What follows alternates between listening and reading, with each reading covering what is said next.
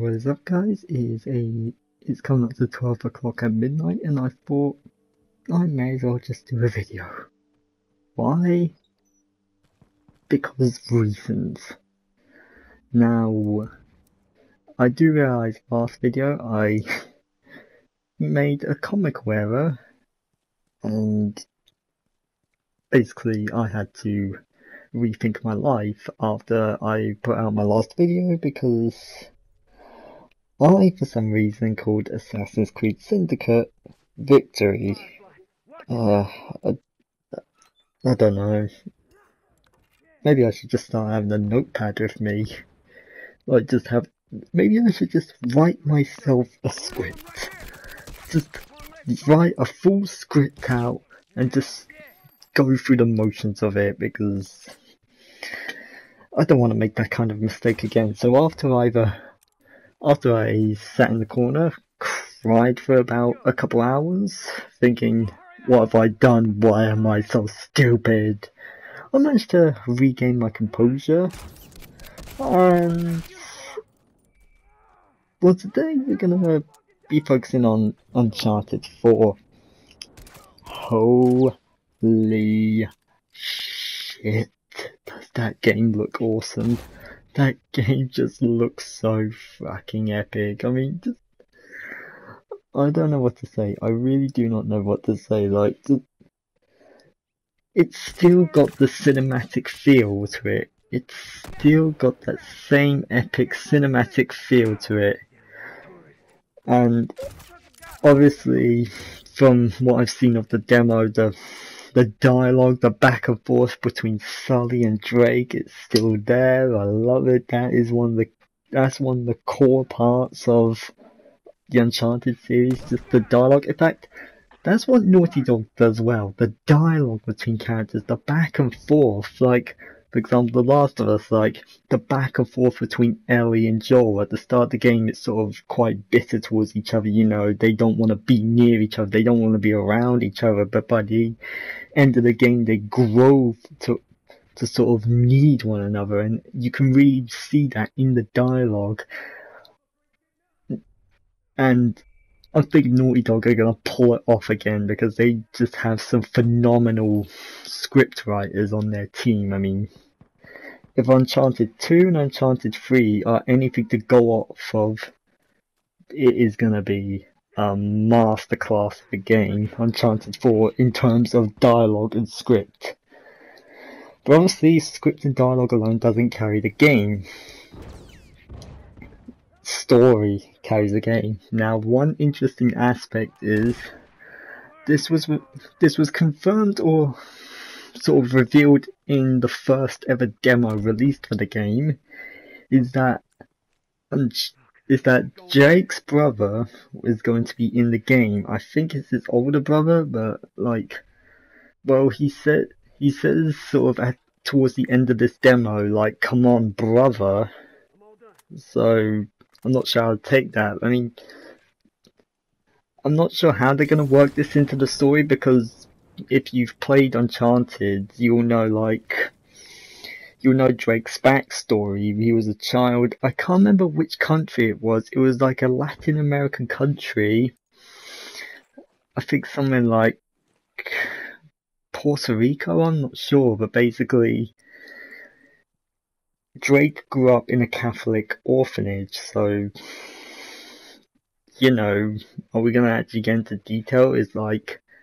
Was Drake one of two sons to this family, but they decided to give up Drake and keep this first son? Or, like, were these two boys that grew up in this orphanage together? I don't know. It's just gonna look so sick. I just want to see in the backstory, and I want to know more about this character. Is he sort of more like Drake's influence? Is he more of Nathan's influence into the whole treasure hunting thing? Like, did he sort of show him back in the day, you know, the sort of very basic skills of how to, you know, lift, steal, rob? And then obviously, if you played Uncharted 3, Sully comes in, you know, takes Nathan off the streets, and essentially makes him his protege. So it's gonna be interesting to see how this develops. But obviously one other part of the story is the main plot, the main reason for this quest. Now, throughout most of the games, you know, sort of Nathan sort of leaves Elena behind. Like in the first game, he left Elena behind, but then Elena came back and joined him. In the second game, him and Elena bumped into each other in Nepal, I believe.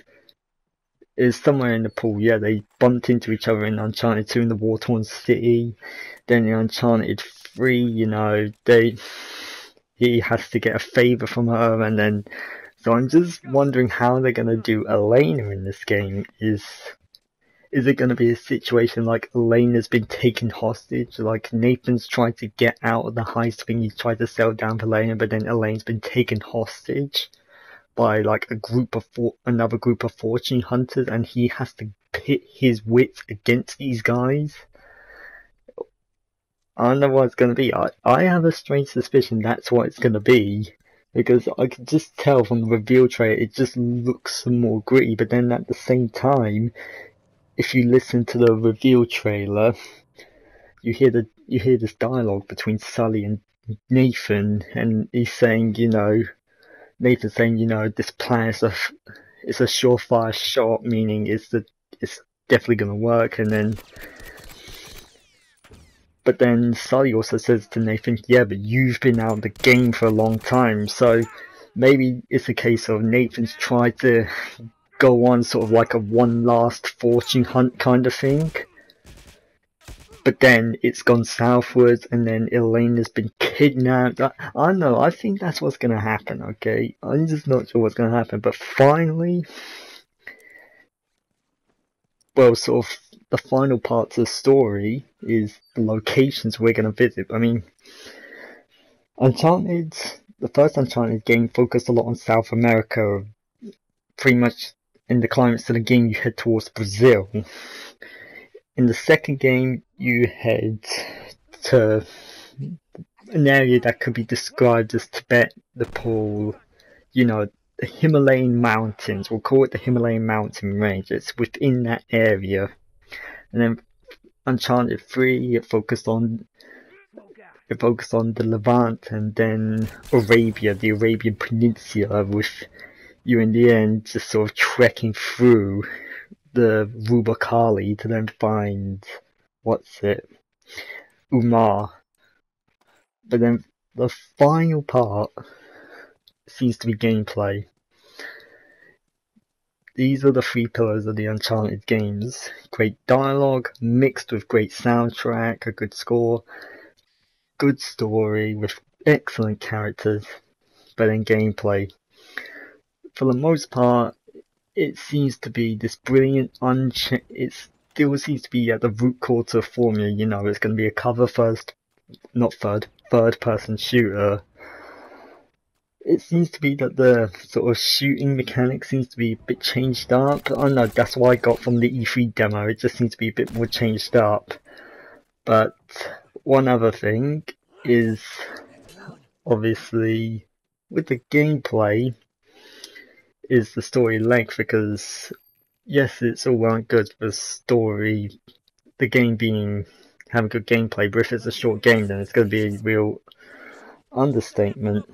But anyway, one other thing I want to talk about, I'm glad they sort of I'm mixed about them doing a sort of remastered Uncharted series, like they're going to bring back the first, it's called Uncharted Drake's Collection.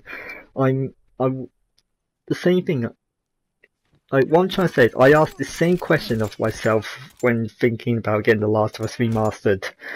It's a good game, but I've already played these games. Do I want it?